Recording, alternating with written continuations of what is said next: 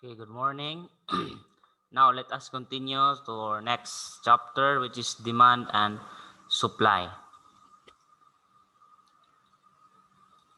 So we have the basic principles of demand and supply. First, we have the market. When you say the market class, a market, it is an interaction between buyers and sellers of trading or exchange. So meaning to say it is where the consumer buys and the seller sells. So meaning to say sa market, so ato ta mo palit adto sa naa sa dito ang naasay na maligya. So we have three types of market. We have the good market, labor market, and financial market. When we say good market, it is the most common type of market class because it is where we buy consumer goods. Arita mo palit, the basic type of market. Next, we have labor market. We say labor market, it is where workers offer services and look for job. So I mean to say, so the employers look for workers to hire. I-hire ang mga workers sa mga employers. We also have financial market. When you say financial market, which includes the stock market. So when you say where the securities of the corporations are traded. Muna siya. Nasa financial market. Now, so when you say demand, so by definition, it is the ability and the willingness to buy the specific quantities of goods in a given period of time at a particular price called the ceteris paribus. And it is not only desiring, wishing, or wanting to buy the goods. The person must also have the ability to buy the goods and he must willing to pay the price of the goods. So, demand, mean to say, unsay mga demand, mga palitunon, mga kinahanglan. So, we all know, we have dagan kitang mga demand sa kagalingon. For example, kung naay panahon sa tanginit, mamalit og mga kuan, demand ang mga ice cream, mga umbrella, demand niya siya kanang palit, kanang kusog na siya nga halinon, demand. During typhoon, kuansad, mga raincoat, boots, mga cold medicines. During June, sa June sad, as you all know, magklase na, demand sa mga school supplies, uniforms, mga textbooks, etc. Kung Valentine's Day sad, demand sa mga flowers, chocolates, mga demand kay na sila, mga halinon, bahalag mahal, demand man, kay gamitunon man na, mao na kasagaran paliton sa mga tao. So, demand man, so paliton sa nila kay in-need man sa sila na. So, man sa mga demand. So, the ability and willingness to buy for us. Okay, that is the demand. So, in demand class, so we have the law of demand. So, the law of demand, the higher the price of the product, the lower the quantity demand. Okay? And the lower the price, the higher the quantity demand. Okay, class. So, meaning to say, class, ang law of demand, it is inversely proportional. Bali siya, class, kay kung mahal ang price, ang demand, gamay. Gamay ra ang demand. Kung mahal ang price, gamay ra ang palito sa mga tao. Low ang demand. Kung ang price sa class kay low, barato ra, so ang demand, daghan. Mas daghan ang palito sa mga tao kay barato man. Okay? That is the law of demand. Kung mo mahal ang price, ang demand mo down. Kung ang price mo down, ang demand mo up. So mean to say, price increases, quantity demand decreases. Price decreases, quantity demand increases. So inversely proportional class. Okay? Increase, decrease, decrease, increase. Okay? So for example, if the price of chicken decreases, so meaning to say, kung ang price of chicken decrease, so therefore, the quantity demand for chicken will increase. Increase kay decrease. Kuan man sila, inversely proportional man, bali. Another example, if the price of chicken increases, so therefore, the quantity of demand for chicken class will decreases. Kay kung mahal ang mga baligyaon sa mga manok, So gamay ra ang demand nga mopalit sa mga tao sa chicken. Adto sila sa lain nga palitonon. Okay? So this scenario is only possible if we make the following assumption. First is taste and preference of consumers remain unchanged. So di yun na siya, unchanged. Consumers' income remains the same. Price of goods which can be substituted with the chicken remain unchanged. And goods should not have any prestige value. So we also have class demand schedule. So when you say demand schedule class, it is a list of quantity that a buyer is willing to buy at different price at one particular time. So shows a functional relationship between price and quantity. And assumptions is income, preferences, price-related goods, or consumption. So meaning to say class, demand schedule is naa dito nakabutang class kung unsang example, price kung ang price nga imong mapalit kung kung ang price sa bottle kay 2, ang mapalit sa bottle kay 5. Kung ang price kay 4, mapalit sa bottle kay 4. Kung ang price kay 6, yang mapalit kay 3. Kung ang price sa bottle kay 8, yang mapalit kay 2 ra ka bottle. Kung ang price sa bottle tay 10, yang mapalit sa bottle kay usara. So schedule, demand schedule. So makita mo sa table ang price o pila imong mapalit mo na ang demand schedule. Nakabutang na daan. Mailanan nimo imo nang makita kung pila ang price, imo nang ma-estimate kung pila kabuk imong paliton. Kung barato ang price, daghan imong paliton. Kung mahal ang price, gamay ra imong paliton na demand schedule. Okay?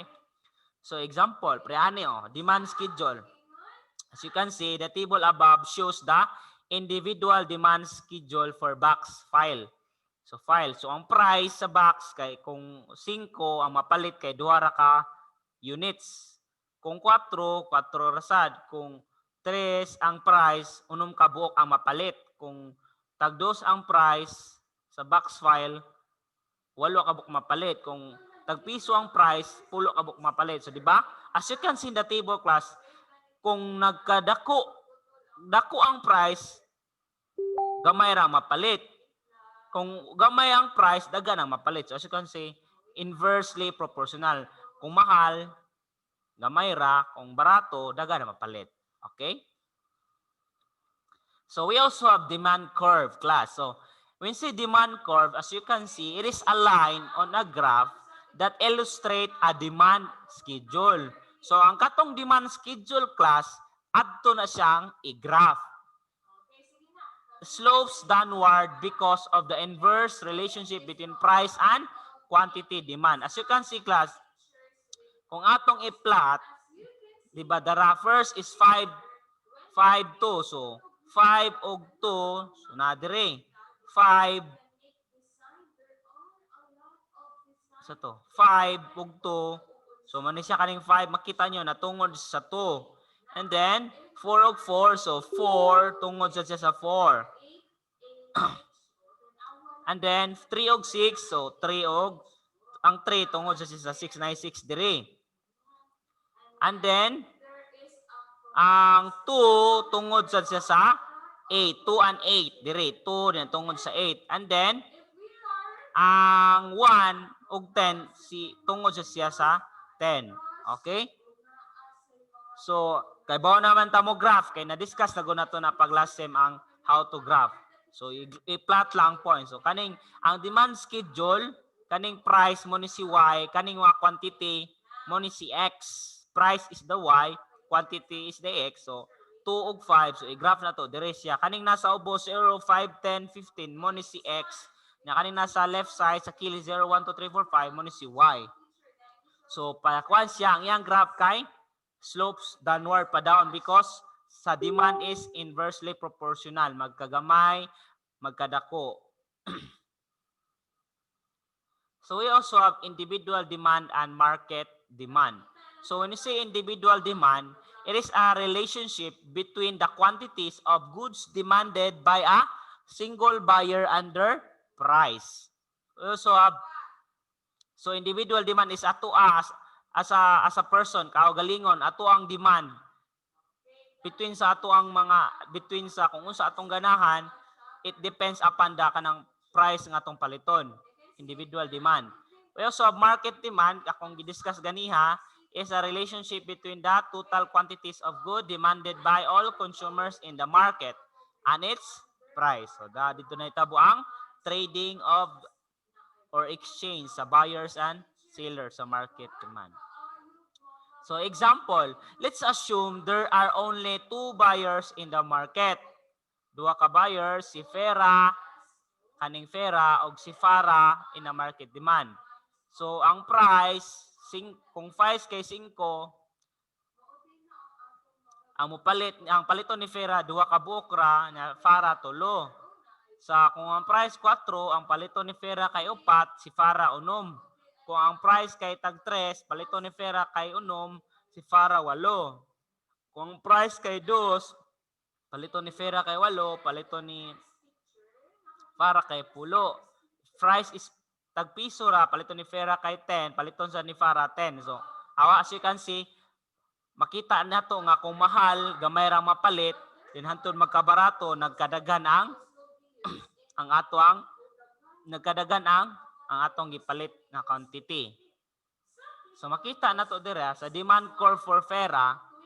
So kana kato i-graph ra pud nato to kani siya 254463. Take note ang kanang price class mo na ang Y, nya kanang quantity demand mo na si X. So 25, so mo ni siya 2 tungod siya sa 2 sa ubos, tungod sa 5 sa ubos. So pa down kang Fera, nya kang Farah the same gyapon. Pa-down gyapon 3 ug 5, makita na to daw si Farah 3 niya, yung price kay 5. So X is, take note, ang X class is a quantity, ang Y is the price. So 3, 5. So do you know na how to graph because basic ra ni siya. Na-discuss sa nato ni pag last sem and then yung agyan na sa ninyo pag high school. Okay? Then demand curve for market. So 5, 5. 10, 14, 18, 22. Then, we also have individual demand function class. So, in individual demand function, there is a formula. So, where quantity demand for X is equals to the quantity of X class when the price is 0 minus the price of the X times the demand curve. So the sign in the function shows the inverse relationship of the price of quantity demand. Okay, ang kani siya class, muna siya ang formula, i-subtract na to, pero magdepende siya kung saan given, pareani. The demand function is quantity demand, QD is quantity demand, is equals to 120 minus 10p. Then we need to calculate class the quantity of goods to be demanded at a different price level by completing the table. Okay, ana ra sa class. Since ang formula kay nga giga magdepende siya ka sa formula nga iatag. So ang formula nga giatag kay 120 minus 10 times p. Kaning p class mo ni ang price. So dire ato isolve dire, so 120 kapiyon na itong formula class. Minus 10 times, i-times na ito ang price, 7. Equals, so pili answer, 120 minus 70, so therefore, ang iyang quantity diri class is 50. Okay? 50. Now, kung 8 ang iyang price, so 120 minus 10 times 8, so 120, 10 times 8 class, so minus 80. So therefore, ang iyang quantity nga mapalitra is 40 ka buok. Unya kung siyam, tag 9 ang price, so 120 minus 10 times 9, so equal, so 120 So 10 times 9, we have 90. So therefore, 120 minus 90, the answer is 30. Okay? Now, if 10, so 120. Ana ra siya class substitute kung unsa ang gihatag nga formula sa ibabaw. So sa formula kay 120 minus 10p, p is the price, so i-multiply ra na siya. Then subtract. After then multiply, subtract. So 120 minus 10, ang p kay 10, so times 10 equals 120 minus 10 times 10 is 100. So therefore, 100 minus 20 class, so therefore 20. So ano ra siya class? This is how to solve the demand function. So therefore, the answer is 50, 40, 30, and 20. Kung tag 7 ang price, ang mapalit kay 50 based sa formula nga gihatag sa ibabaw nga 120 minus 10p. Kung 8 ang price, 40 ka quantity ang mapalit. Kanya kung 9 ang price, tag 30 ka ang mapalit. Kung 10 ang price, 20 ka ang mapalit. Okay? This is how to solve. Okay? Okay, next we have changes in quantity demanded. So, when we say changes in quantity demanded class, it is the movement along the demand curve due to the change in price while the other factors remain constant. So, kaning price RM, kato ganiha. So, price RM, then upwards, pasaka siya upwards movement. Yang kaning downward movement mo ni siyang nasa ubos. So, upwards movement and downward movement, because as you can see class, di ba, demand is mag-increase, decrease, decrease, increase. Depende siya kung mahal, gamay ra, kung barato, daghan. Depende ya kung pwede ra magbali-bali ha, pwede sad mo increase ang price, decrease ang quantity. Unya, pwede sad mo decrease ang price, increase ang quantity, and bali na sad. Vice versa, inversely proportional. Okay? So, change in demand, it is a shift of demand curve when other factors change while price remains the same. So, rightward shift and leftward shift. So, makita niyo diya sa table. Then, changes class due to increase in income. Changes class kung mo increase ang income, so mas dagan na ito mapalit. Fashion and taste, ma-change man sad na. Future price, change sad. Price of substitute and complementary products, change sad. So, determinants of demand. So, the demand curve shifts when there are changes in other factors. So, first class is income. Kung ang income class, income of consumer can influence the purchasing decisions of individual. Of course, kay siyempre, kung daghan atong kung magdepende man sa atong income, ang budget sa atong in our family ba or in our as one as individual, it depends kung atong income. Kung wala ta income, sa man atong ipalit sa mga demand nga atong mga kinahanglan, mga basic needs or mga wants in our life, di ba? Then when income increase, the consumers will demand. Of course, kung mo ang income sa daghan, so ang demand sa mga tao mo demand for goods and services, other things being equal, or normal goods like house, cars, bag, etc. Kung daghan ka kwarta. Okay?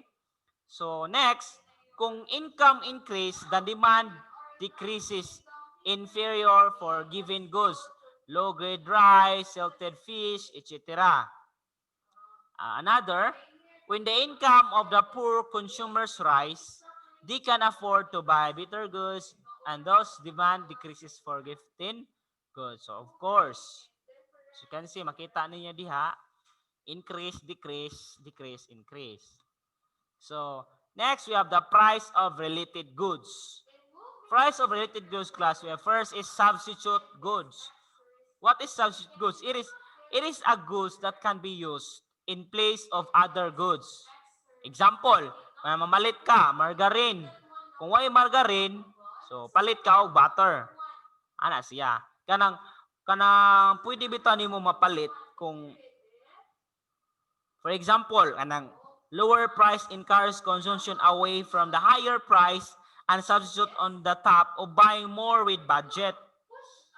Pareha nang mupalit ka niya, kanang nakita niyo mo nahutdan ba sila or mahal bang baligya, so nakay anang ika-substitute goods which is pare-pareha ra sila, so margarine then butter maura man sila og kanang palaman naman sila gyapon, so pwede lami man siya gyapon na mamaura siya, pwede siya mapalaman og pan, pwede sa etc. So substitute goods. Then when you say kung sa substitute goods, if the demand of the good class, if good is makita nang arrow up increases, demand of good increases if price of substitute goods increases. So ang demand sa good mo increase kung ang iyang price sa substitute goods increase. Next, kung ang demand sa good class mo decrease if the price of substitute goods decrease also. Okay? Sa kuha na siya klasa, sa substitute goods na siya, dili na siya atong demand nga inverse increase, decrease. It talks about the substitute goods. Okay? Example, when the price of margarine increases, the quantity demand of margarine will increases and the consumers will buy margarine. So mo na siya. Kung ang price ng margarine mo increase, the quantity demand for margarine will increases and the consumers will buy margarine. So complementary goods. So these are the goods that are used together with another good. Car and petrol. Example is car and petrol. So demand of good class is if price of substitute goods increases also, the demand of good decrease if price of substitute goods decrease also. So example, when price of car increases, the demand of car also will increases and the petrol consumption will increase also. Okay? Next is taste and fashion. So change in taste and fashion, can bring significant changes in demand and good. Example, we have iPhone 5 become the popular gadget among the teenagers, thus make demand of this gadget increases. So, si Katron na nasa iPhone 6. So, ni demand siya. Popular man siya. Kung saan popular, ni demand sa mga gadget. Ni increase ang demand sa gadget. Kaya dagan man mo palitan ng mga bag-o. Taste and fashion.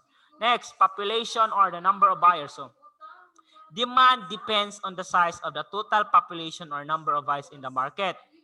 Yes, of course, it depends upon the total number of population and the buyers in the market. Kaya siyempre kung daghan ang mga tao anang lugar, so daghan yung palit sa mga baligya nga demand in the market. A larger population will bring out increase in demand. Of course, kung daghan ang mga tao, mas daghan ang mupalit. So, demand ang mga palitonon. Daghan kay ibaligya. Kay daghan man ang mumalitay.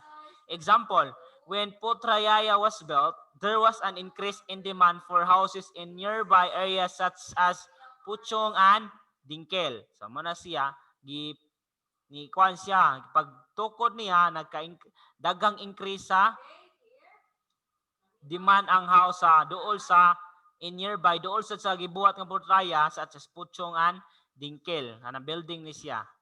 Another is expectation. So expectation of consumers on future event would give an impact on current demand. So of course, now as we all know, we as human as we are, we have the expectation for as a future event kung unsay kwan sa demand in the future. So when consumers expect the price to increase in the future, they will increase their demand now. Parehan, namjo tayo expectation. For example, karon, mahal lang palitonon. So nakita nato na expect nga mas mahal pa di next year. So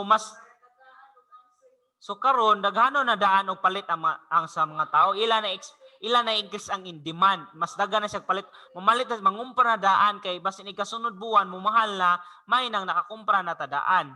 Okay? Expectation. Atong gi-expect ba nga next month mumahal ang mga balitonon. So karon nga man daghan atong paliton nga demand. Mo demand na siya, increase our demand to buy that. certain things or basic needs sa atong family or in our individual life. Example, if it's expected that the car price will rise next year, so consumers who intend to buy a car will buy it now and vice versa. So, di ba, sa gingon na ganiya, pagkaon lang tong gipalit, mga palitonon. Karon, example is car. Kung ang car mo mahal sunod tuig, so karon kung natay ang mga tao nga na mga kwarta, especially katong mga rich, so mamalit na sila car karon kay mamahal naman next year. Okay? That is expectation. Next is advertisement. So advertised goods normally have higher demand. Of course, kung unsa to mga ipainomdom sa TV, advertise sa radyo or sa newspapers, mo na siya higher demand kay makita sa mga tao nga kanang nindot siya anang high kanang quality yang demand, so paliton, so consumers will only buy goods and services when they are aware of existence of those products. So ang mga tao aware nga awa na di bago karon nga nindot day siya kay na effective daw siya 100%. So advertisement, it will help sa the demand to be increase pareha gud nang mga painomdom karon na anang mga daghang kay painom sa TV nya mo na paliton sa mga tao kay painomdom na nakita sa mga tao nga effective siya. Nang koy sa mga tiguang herbal capsule nana. Next is festive season. So, festive season can influence the demand of good greatly. Example, Hari Raya. Kung Hari Raya, demand for bao melayo will increase. So, laing lugar ni siya. For example, sa ito dire, kung atong gingon na ganiha, kung June, demand ang mga palitonon sa mga sa kanang uniform, school supply. So, wala pa June, mamalit na tadaan kay mahal lang kay bawo nang tanga mo mahal man ika June. Mo na siya festive season. So next is exceptional demand. So an exceptional demand class, as price increases, the quantity demand will also increase. It's against the law of demand. So ang exceptional demand from the word except. So wala accepted siya because ang law of demand baya kay basta mo increase mo decrease increase na diri gingon diri kay sa iyang exceptional demand kay increase the demand, ang iyang price increase sad. So against the law of demand. So wala siya dili siya appeal sa katong law of demand kay from the word against the law of demand. So from the word iya pangan exceptional demand. Okay? So GFON or inferior goods, it is consumed by people in the lower income group. For example, rice, grade C. So price increase, quantity increase. So when the price of grade C is high, the consumers have no choice and continue buying because they need rice. So of course, kung as you all know, we have basic needs man jud ang kanang pagkaon, rice. So kung magmahal, magbarato, wag gyud tay mahimo ang mga tao, ang mga consumer mo palit jud anang rice because wala man tayo mahimo palit kanunon man na, basic needs man na, whether high or low, that we have no choice to continue buy of that rice. Okay? So status symbol goods. So products purchased by people in the higher income group to show their status. Example, diamond. Makita gyud nato nga mahal kuan ni siya nindot ni siya kana kay diamond tinuod ni, so gyud paliton nan kay diamond or naba kay diamond imo ning iprinda so dakog halin kay diamond. Next, price increase, quantity increase. So when the price of demand high, consumers will buy more to show they can afford it. Kung ang diamond mo mahal, so mga consumers magpagsigil sila palit ana to show nga maka-afford sila. So kuan ni siya exceptional demand ni siya, exceptional demand. Next, C, speculation.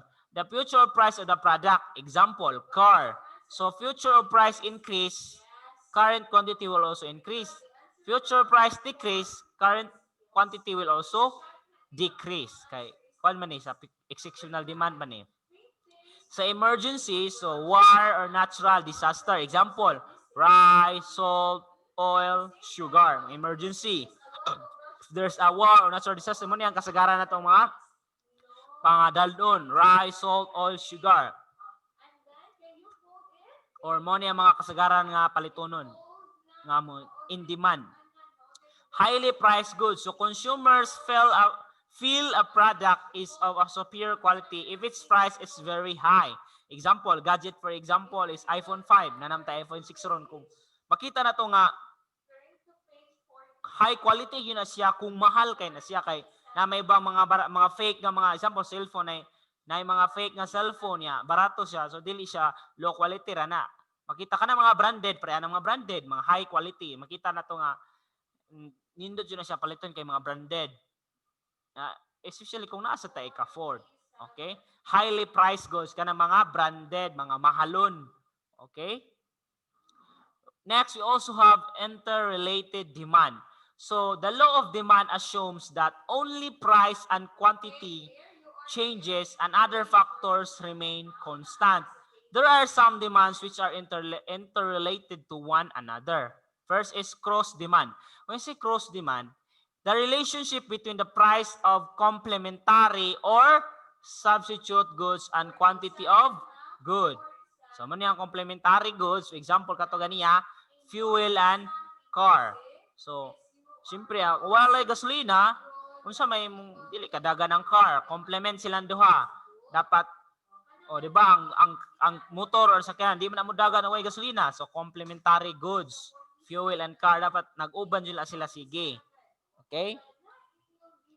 Next, competitive demand. Substitute goods.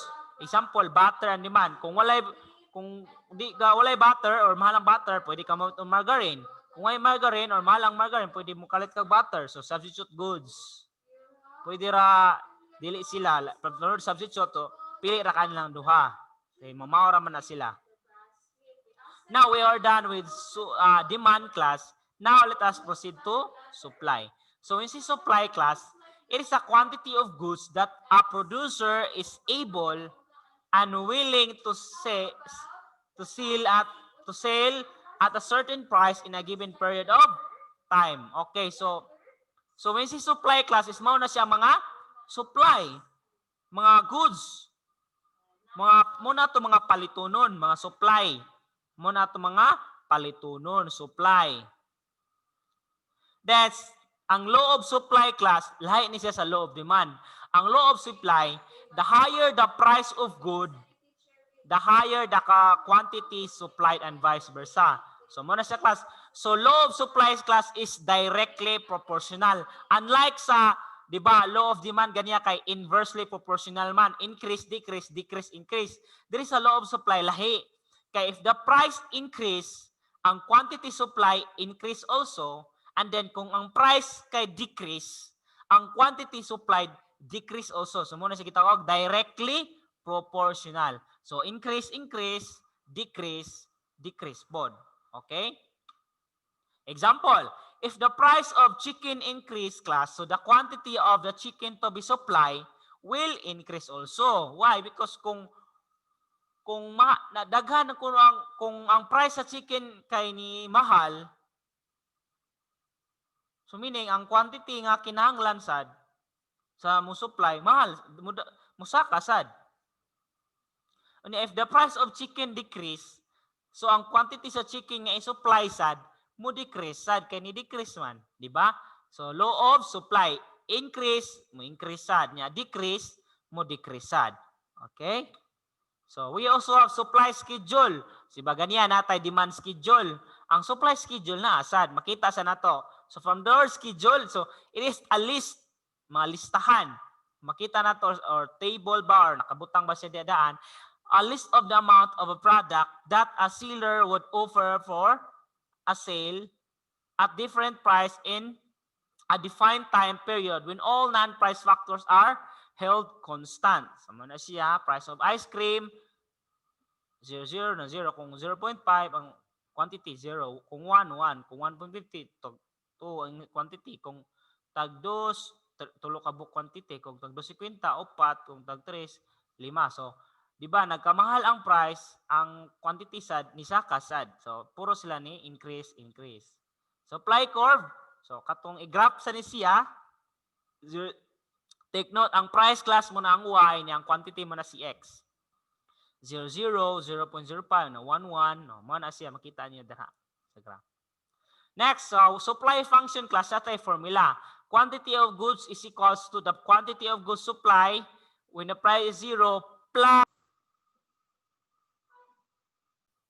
So, formula for the supply class is mo na siya, add, di ba sa demand function guys, kuan man to, gi-subtract na to. Then, ang supply function class is i-add sa siya. So, depende gyapon sa class kung unsa ang ihatag nga formula sa solved na. So, if running example, the supply function is quantity supply is equals to 15 plus 3P. So, calculate the quantity of goods to be supplied at a different price level by completing the table. So, ato ra gyapon sunon class. So, kani man ang formula nga gihatag, so ato i-substitute ang 1. Kung ang price kay 1, so copy na to, 15 plus 3, ang price kay 1, so substitute na to times 1.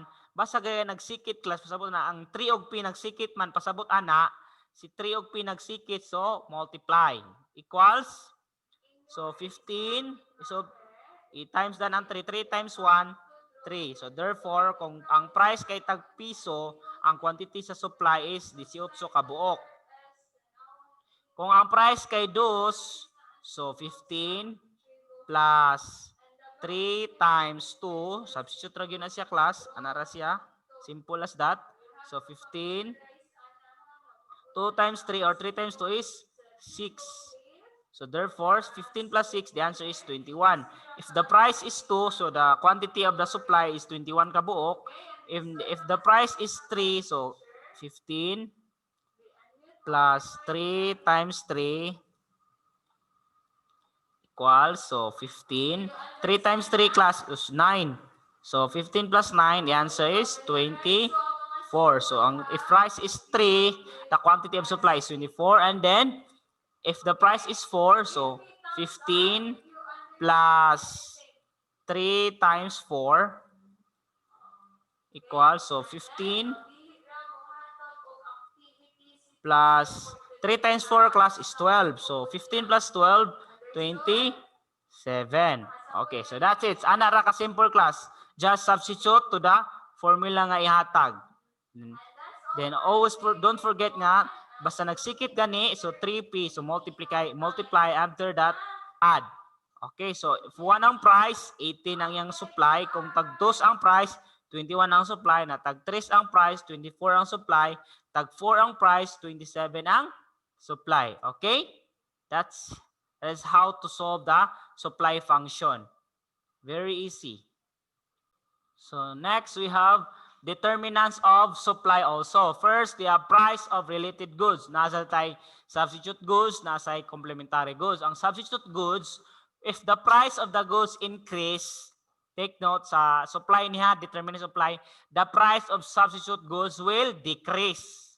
Therefore, the manufacturer will reduce the supply of substitute goods. Okay? Then sa complementary goods class, when the price of car is increased, producers will increase also the production of cars.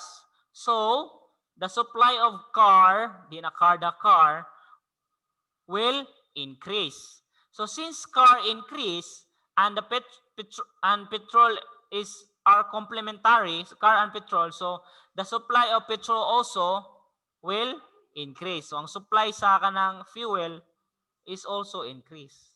Muna siya sa complementary. Okay? Sa supply. Siyempre, kung ang car, daghan na kayong car, mamahal. Ang mga nag-iimo og car, daghan ilang production sa car, daghan ilang buhaton kay nagmahal man ang price sa car is mahal man. So, daghan sa sila buhaton kay mahal man ang car, so daghan sa buhaton ang mga tig-produce ana. Unya, as you know, si car o si petrol sa fuel na complementary man na sila, dili na pwede mawala kay siyempre walay gasolina, di man modagan, so mo increase also. Okay?